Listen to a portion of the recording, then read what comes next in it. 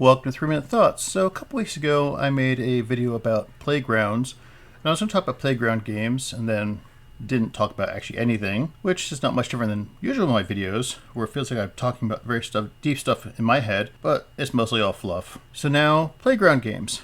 I did not play Foursquare. Foursquare did not exist when I was a kid. That happened to be something that I first witnessed during my college decade. What we did have is we had a game, I think it was called Smash. This is me not remembering the names of the game.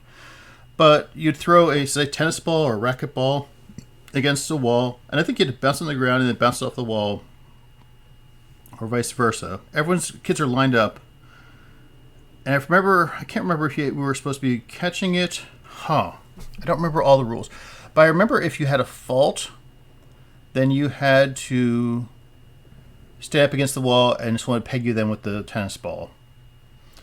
And I feel that was actually the main objective of this game that had nebulous rules, was to get people to line up against the wall and peg them with the tennis ball, which kids were sadistic. But I also remember, more specifically when I was talking about the swings, is you play chicken. I don't feel like the people on the swings originally consented, but they didn't object too much. What happened is the people would be swinging back and forth, and then you'd run as quickly as you could amongst all the kids who were swinging. And usually when there's 3 kids swinging back and forth, they're not in sync. So it's a really tricky thing to try to run between the swinging kids from the inner post to inner post and not get knocked over or bowled over.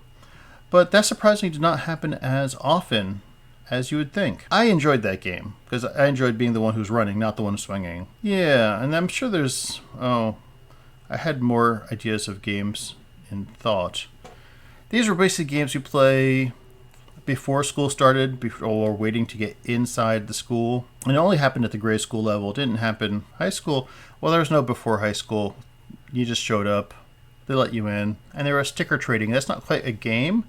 I don't know if kids still do that today. But you'd have like a little photo book. It's bigger than a wallet. And you'd have stickers in there.